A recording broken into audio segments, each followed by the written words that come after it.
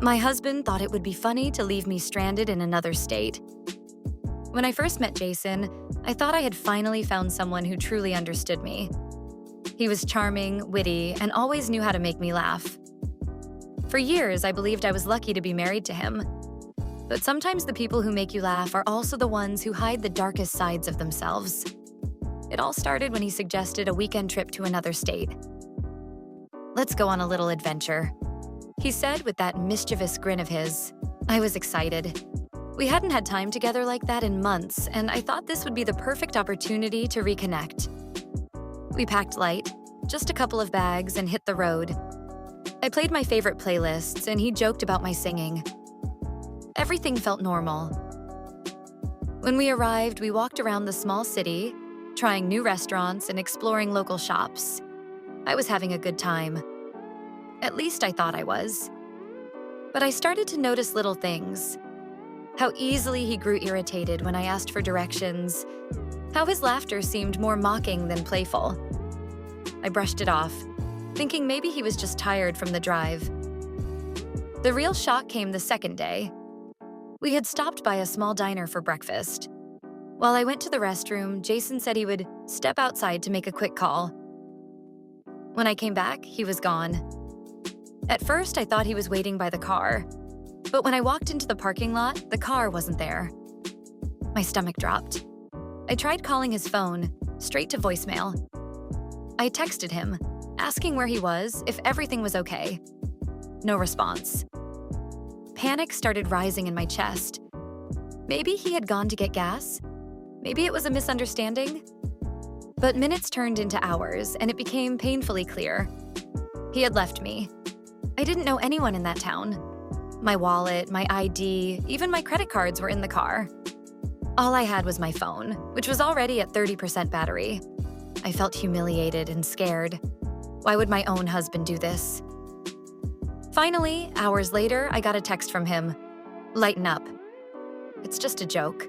Let's see how you handle yourself without me for a while." My hands shook as I read it. A joke? Was he serious?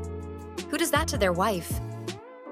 I wanted to scream, but instead I sat on the curb outside the diner, trying not to cry as strangers passed me by. I couldn't understand how someone who promised to love me, protect me, and stand by me could find entertainment in abandoning me miles away from home.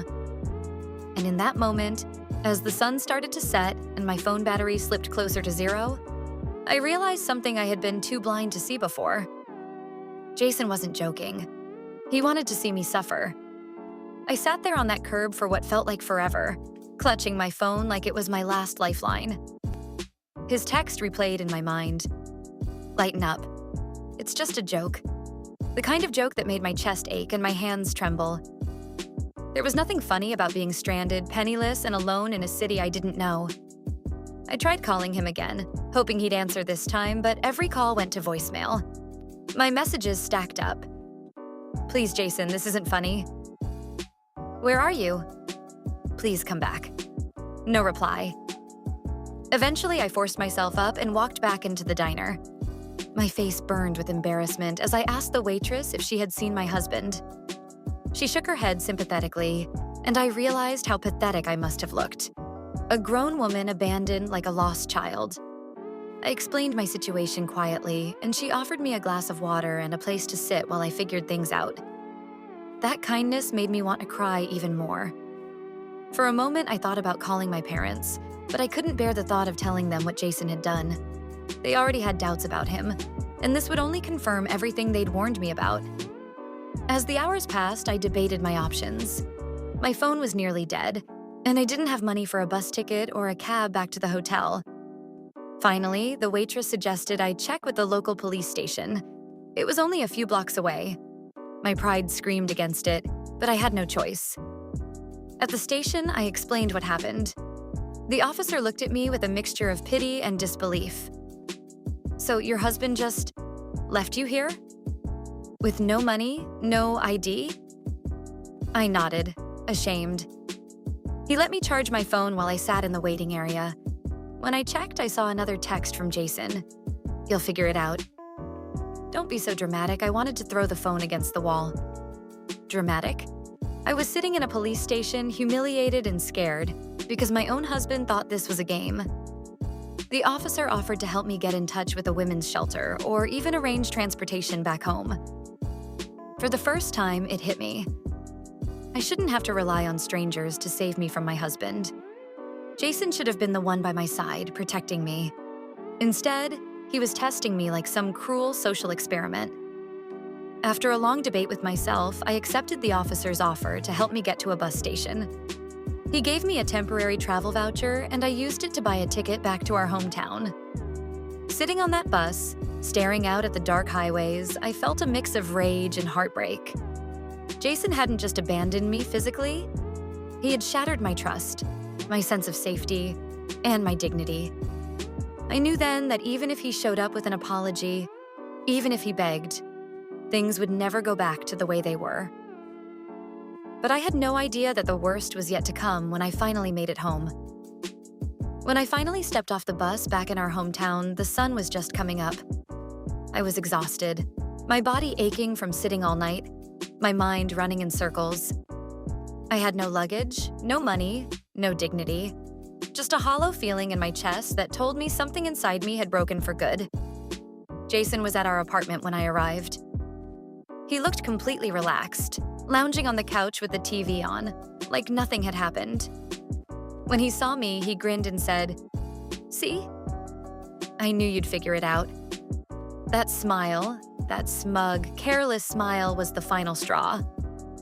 "Figure it out?" I snapped, my voice trembling with rage. "You left me stranded in another state with no money, no ID, no way to get home. Do you have any idea what I went through?" He shrugged as if it were nothing. "You're fine now. It was just a test. I wanted to see how tough you are. And you passed a test." My entire nightmare was nothing but a twisted test to him. I felt my blood boil. "Do you even hear yourself? That's not love, Jason. That's cruelty. You don't test the woman you promised to protect. You don't abandon your wife just to see if she'll survive." His grin faded, replaced by annoyance. "You're blowing this way out of proportion. Couples prank each other all the time. You need to stop being so sensitive, prank." Sensitive.